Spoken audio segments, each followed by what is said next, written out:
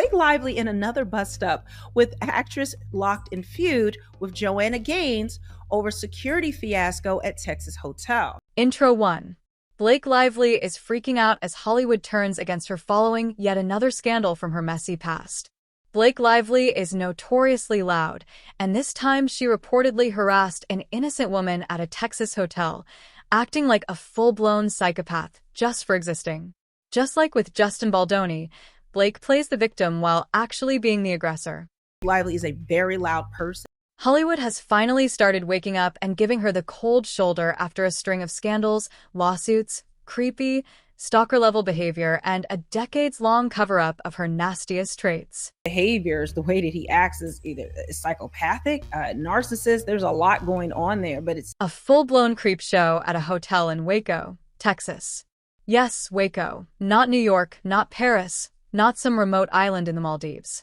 Freaking Waco. Blake decided to act like she was the Queen of England and completely lost it at a small-town boutique hotel, Hotel 1928, owned by Joanna Gaines, no less. And let me tell you, this incident was so unhinged it could have been lifted straight from a Netflix thriller. Blake Lively and Joanna Gaines locked in a feud right now? We have got to talk about that. So, here's the deal. South by Southwest 2024 is happening, right? That's where all the A-listers were. But what does Blake Lively do? She randomly decides to stay at a hotel 1.5 hours away from the actual festival. If you don't know, during South by South weekend, Blake Lively was staying at Hotel 1928, which is in Waco, Texas, about an hour and a half from where South by Southwest was taking place. Like, girl, were the hotels in Austin not good enough for you? Or were you just trying to stir up chaos under the illusion of privacy? Either way, we now know it had nothing to do with the festival.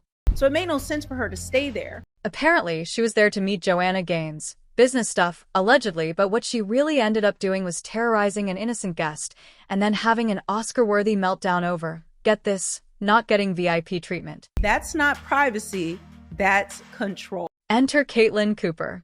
This woman was just trying to have a peaceful weekend with her mom after suffering a miscarriage. She stayed at this hotel because it was literally on her bucket list. She's a full-on fan of Chip and Joanna, Magnolia, the whole deal. She wasn't some influencer chasing clout. She had like 100 followers on Instagram, and her idea of a wild time was taking aesthetic photos of rustic wallpaper. But guess who turned it into a living nightmare? Yes, Miss Gossip Girl herself. She was actually meeting with Joanna to talk about some business stuff that was going on, or some business that they may have coming up. I'm not sure. But she was supposedly meeting with her. Blake finds out someone might have filmed her for literally 3 seconds in a blurry, distant clip. And she goes full Black Mirror. Caitlin's sitting in the lobby far away from her, and Blake walks in loud as hell, obnoxious, clearly making sure everyone knows she just arrived. And finally, when her mom, I think, went to dinner or lunch there in the hotel, some of the wait staff had told her it was Blake Lively. And she was like, oh, that's cool. That's great. Like, she was a fan of Blake Lively from Gossip Girl. So subtle, right? She turns, sees Caitlin, and suddenly becomes the world's worst version of a PI. Fast forward to checkout time. Caitlin's putting bags in her car like a normal person, and guess who shows up with the phone out? Blake. Just casually filming her like some deranged TMZ intern. And then Blake is just loud and walks in, and she just has it's like a 20-second clip. You can barely see Blake, but it's clearly her, very loud. And then she notices that, she turns, I think, and notices that Caitlin is filming. No. Hi, no, can I talk to you? Just phone out. Blake even walked around Caitlin's car, filming the entire vehicle like she was scanning for a hidden bomb. And yes, she zoomed in on the license plate. Girl, what? Who does that? And then a security guard appears out of nowhere, standing creepily near the plate too, like this is some secret mission. Her mom, I think, went to dinner or lunch there in the hotel. Some of the wait staff had told her it was Blake Lively. And she was like, oh, that's cool. That's great. Like, she was a fan of Blake Lively from Gossip Girl. She was not embroiled in any of the things during the case of Justin Baldoni. Caitlin and her mom drove off, understandably shook. I mean, wouldn't you be? You go on a healing trip and end up getting filmed by a woman who is apparently too bored with her perfect Pinterest life. Like, hi, but it would catch anyone off guard. Like, Blake Lively is filming me. What is going on? Next thing you know, Blake starts walking around her car and films the whole car, and then like pauses and captures a shot of her license plate. But it doesn't stop there. That's just the opening scene of the Psycho movie. After the incident, Caitlyn shared about it privately on her stories. Remember 100 followers?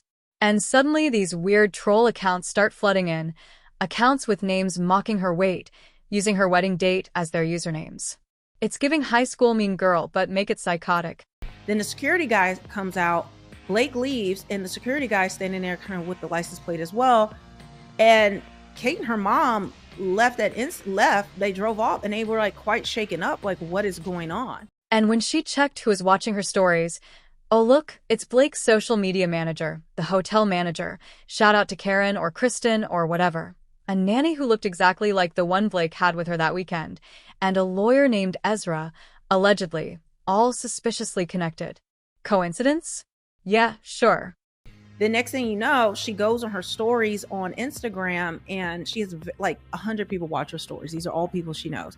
And she's talking about she describes the incident. It was really weird. I'm not sure what's going on. Why would they film me? It kind of felt very paranoid. So, what does Blake do when she gets caught acting completely out of pocket? She blames Joanna Gaines. Yep, Joanna, America's wholesome fixer-upper queen. Blake allegedly flipped out on her and her team because they didn't give her the red carpet treatment she apparently thought she was owed. Girl, you're in Waco, not Cannes. What exactly did you expect? Champagne fountains and velvet ropes for your grand hotel entrance? Oh, it made her feel I mean, it would be off-putting for anyone and kind of leave you a little bit shaken up if a star were to do this. That this is what she claims. Loud person. She reportedly demanded VIP protocols, blocked off areas, and probably wanted peas handpicked by virgins or something equally insane. And when she didn't get that, she acted like the whole staff had betrayed her. A staffer said she walked through the lobby like a commoner and that she was just loud. That tracks. We know she has to be the loudest person in any room. Attention-seeking is practically her middle name. There was no red carpet, no closed-off floor, one staffer explained, adding, she walked through the lobby just like everyone else. If she wanted privacy, she sure didn't act like it. And that's actually what Caitlyn said. She was like really loud. She had these people with her, and Blake Lively is a very loud person. And here's the best part. Waco residents clowned her. Locals straight up said she was acting like Hotel 1928 was Buckingham Palace. Imagine someone strolling through your small-town hotel, acting like the Queen of England, expecting the walls to part and peasants to bow. It's so embarrassingly out of touch. It's almost funny. Oh, she talks non-stop. We've all seen the examples of it. She has to be the center of attention wherever she goes. Now, Joanna Gaines hasn't said a word. Not one. And that silence speaks volumes. This is a woman who runs an empire. Magnolia is worth millions. She has over 15 TV projects under her belt, and she never gets involved in drama. But you better believe she pulled all the plugs on that little business meeting with Blake. You don't need a press release when your actions say, bye, girl. I'm not touching this mess with a 10-foot shiplap. Local also claimed Lively, who was in town to promote her new film, Another Simple Favor, was acting like the hotel was Buckingham Palace. It's Waco. Relax. The message is crystal clear. Joanna wants nothing to do with Blake. And really, can you blame her? Blake is out here spiraling like a Walmart Bond villain, terrorizing hotel guests, filming license plates like a Fed, and then blaming everyone else for her self-made disasters. This isn't Hollywood royalty behavior. It's just straight-up delusional. Key as she wants people to think. Another source doubled down and said, it's ironic. She hates being filmed, but had no problem allegedly filming someone else when she didn't like it. That's not privacy, that's control. And honestly, the funniest part is that this woman thought no one would talk about it. Blake's entire downfall stems from her belief that she's untouchable, that her curated Instagram aesthetics and try hard, I'm just a goofy mom, energy would shield her from scrutiny. But guess what? The mask is off. Hollywood sees it. Her friends see it. Taylor Swift, silent. Gigi Hadid, nowhere. Everyone is slowly backing away from the fire before it explodes. And make no mistake, it's already burning. At one point, the Gossip Girl star is said to have followed a hotel guest to her car and recorded her license plate after being seen in the lobby. Guest Caitlin Cooper claimed the movie star was acting super paranoid and added she didn't just notice us, she circled the car.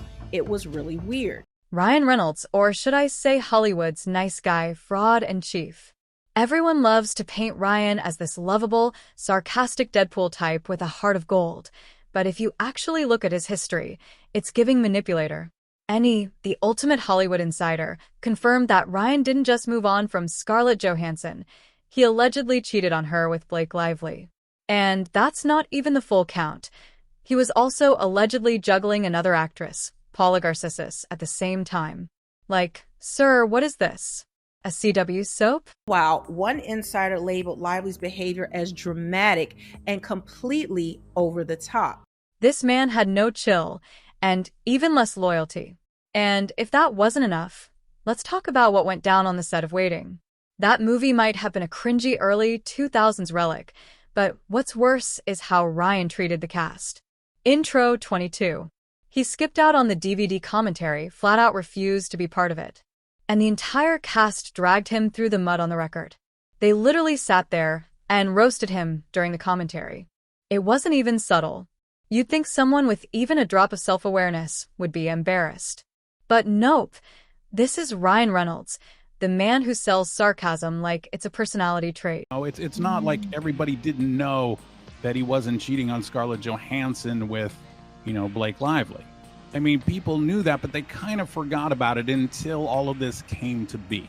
Reynolds, and this next part, honestly, it's gross. Ryan goes on talk shows and recycles old relationship stories, romantic anecdotes, cute little couple tales. You name it, he tells the same stories over and over again, just swaps the names. That's just kind of the person that he is. 1 minute it's Scarlett, next minute it's Blake. Like, dude, pick a memory. Or better yet, stop lying to make yourself look like husband of the year. You're not. Intro 25. But Ryan loves to parade around talking about Parkinson's research. He's always front and center when it comes to looking like the compassionate son. But behind the scenes, his father actually died of Parkinson's on a stranger's couch. Back to this movie, and you watch it on DVD, and you watch the DVD commentary. And most of the cast are sitting around watching the movie as DVD commentaries do, and they're talking. Ryan Reynolds chose not to participate in that. And everybody takes turns slamming Ryan Reynolds. And says, oh, I'm such a huge supporter. I try and find cures for Parkinson's, blah, blah, blah. He let his dad die on a stranger's couch because he didn't want to help him. A man with millions in the bank, countless business ventures, and access to every medical resource imaginable let his dying father suffer, without care, without comfort, without dignity. And now he uses that story to sell himself as relatable and philanthropic. That's not sad. That's disgusting. Like, yes. He's just straight up lying. It happens a lot. And also, his dad died of Parkinson's disease. And it's not just me saying it. Any and multiple Hollywood insiders have flat out said Ryan checks every box for a narcissist, possibly even showing psychopathic traits. Think about it. The lies, the control, the fake stories, the image obsession. It's all textbook. He doesn't care about people. He cares about how people see him. And that, right there, is Ryan Reynolds in a nutshell, a calculated image machine in a Deadpool costume. You go back and you look at the interviews that he did promoting the movie Waiting. He doesn't even bother coming up with different anecdotes or anything like that. He came up with 4 or 5 little stories, and you can just feel how angry he is to be there with reporters and having to do this. Now, let's get to who many people online are calling the real puppet master behind the scenes, Blake Lively and her PR fantasy land. Critics claim the two have been manipulating the press like it's a full-time job, and honestly, they argue it basically is, because how else do you explain why so many damaging stories about them seem to vanish? People are even pointing back to the Green Lantern days, Yes, way back then, as the start of what they believe was a carefully managed media narrative. And he will go and say, oh, I'm such a huge supporter. I try and find cures for Parkinson's, blah, blah, blah. He let his dad die on a stranger's couch because he didn't want to help his dad.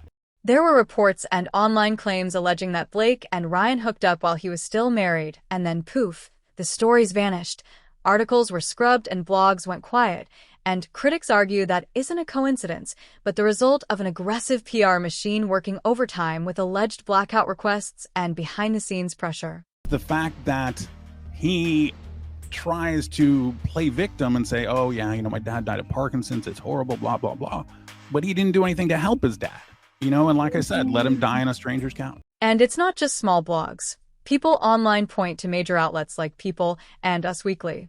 Critics claim these publications trade favorable coverage and silence for red carpet access, exclusive Blake and Ryan couple photos, and polished interviews about parenting or eco-friendly vodka. According to that narrative, anything remotely scandalous gets buried. You scratch their back, and the uncomfortable stories disappear. Character, he just seems, a lot of people, no, we don't know this for sure, they have pointed out that his behaviors, the way that he acts, is either psychopathic, narcissist. There's a lot going on there, but it seems to be about him. Remember when cheating rumors were circulating? Suddenly, articles popped up about Ryan dating Sandra Bullock, while Blake was photographed vacationing with Leonardo DiCaprio, and the public was expected to believe they just happened to break up with those people and magically fall into each other's arms. Critics describe it as media sleight of hand, pure PR theater designed to redirect attention and control the narrative. Die on a stranger's couch because he didn't want to help his dad. What? Yes. Now, I've heard that, I believe there's interviews or things he said where his father was abusive. Oh, and let's not forget the most hilariously fake PR stunt of all, the paparazzi shoot at Taylor Swift's Rhode Island mansion in August 2024. As if Taylor doesn't have secret tunnels and 18 escape routes, yet somehow we get the perfect, clean shot of Blake and Ryan walking into her beach house hand in hand, looking staged as hell. Why? So headlines could read, Blake and Ryan visit bestie Taylor Swift amid controversy, a desperate attempt to borrow Taylor's squeaky clean reputation to cover their own mess. Spoiler, it didn't work. And Taylor isn't even defending them now. Their publicity teams really tried to get rid of those kind of articles and stuff like that.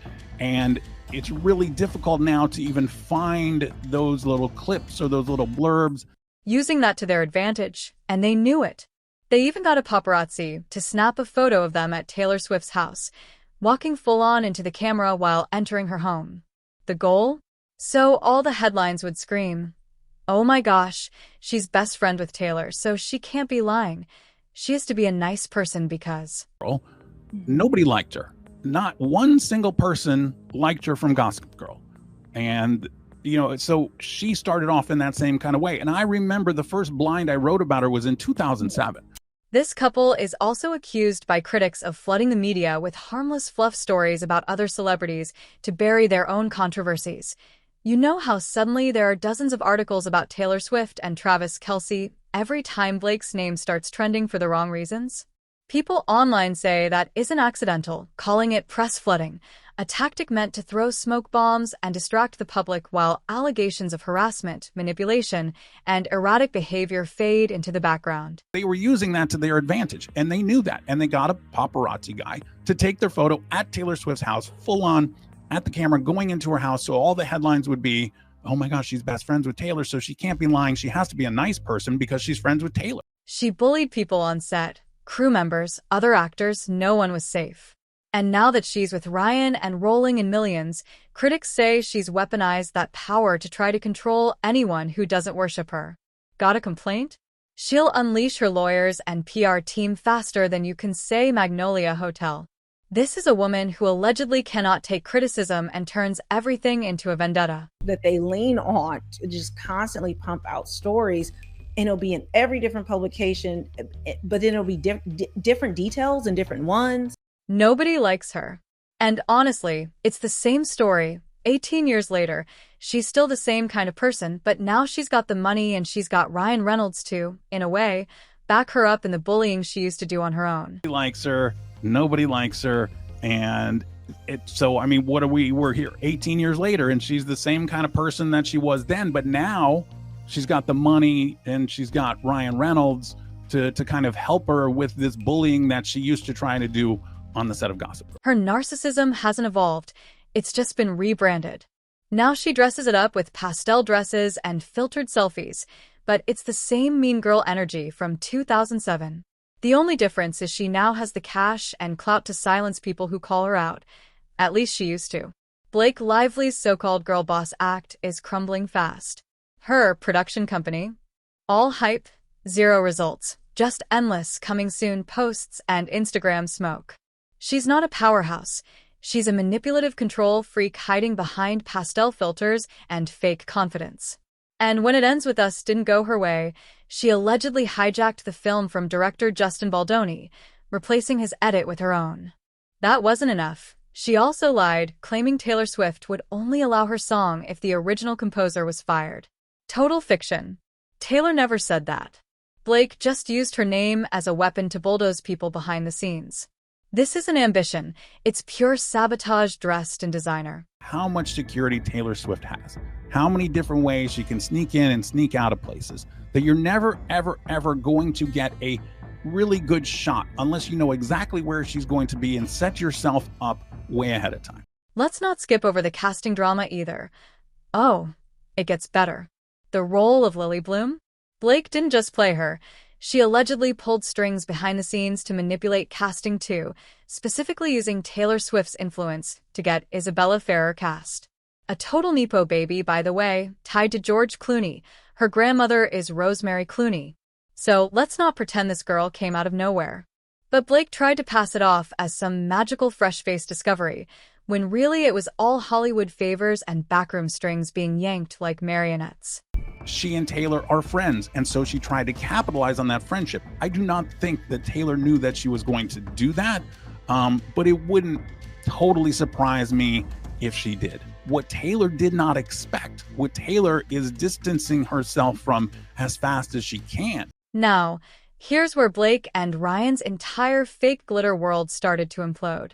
Justin Baldoni had receipts, not rumors, not vague whispers, full-blown receipts. Text messages, emails, timeline breakdowns. He didn't just clap back. He brought a courtroom bazooka and aired it all out in a countersuit that left no room for Blake's gaslighting games. And what do Blake and Ryan do? Try to rewrite history like we're all goldfish who don't remember their lies. But this time, it didn't work. The court saw through it, giving a hint that Ryan Reynolds isn't exactly a nice human being. Then came the worst news they could have gotten. The judge ruled that all of Blake's text messages from August 2024 onward are admissible. Every panic message, every manipulative sentence, every behind-the-scenes scheme. Fair game. And let me tell you, if you thought Blake's fake girl boss persona was bad on camera, wait until those texts hit the legal files. Oh, and you better believe Taylor Swift might have to testify too. Yep, Blake's dragging the world's biggest pop star into her self-created disaster. Iconic friendship move, right? That Ryan Reynolds is not a nice human being. Speaking of Taylor, this is where it gets extra awkward. For years, Blake used her friendship with Taylor as a shield. Look at me. I'm Taylor Swift's bestie, godmother to her kids. We vacation together. That was Blake's entire defense mechanism anytime the media got a little too close. But when things started heating up in 2020, what did Blake do? She staged a paparazzi shoot outside Taylor's Rhode Island beach house to prove they were still tight. Except, according to insiders, Taylor didn't even approve of it. So now Blake's not only lying to Hollywood, she's lying to the one person who could have helped her clean up the mess. An impossible shot. And there they are, facing the cameras, and all the headlines say, Blake and, Ryan visiting their best friend Taylor Swift's house. Because if you're friends with Taylor Swift, then nobody can go against you, because then you're going against Taylor Swift and the entire Taylor Swift fandom will come down on you. And you know what happened after that little stunt? Nothing. Absolute silence. Blake and Ryan were nowhere to be seen in Taylor's world. No Super Bowl parties, no hangouts, no Instagram posts, no public support. Taylor didn't even pretend to clap from the sidelines. It's giving, girl, you're on your own. And honestly, it's what Blake deserves, because instead of taking responsibility, she dragged everyone down with her, including the one friend whose fan base could have saved her PR corpse. Blake Lively has officially dragged Taylor Swift into her legal mess, possibly forcing her to testify in federal court over lies Blake told about It Ends With Us.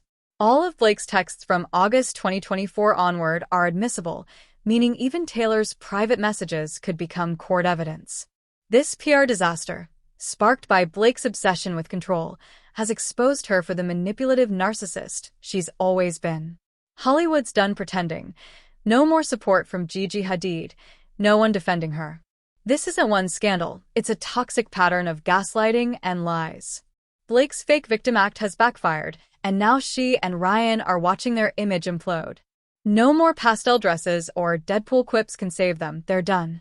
Subscribe for more brutally honest breakdowns. The truth doesn't sugarcoat itself.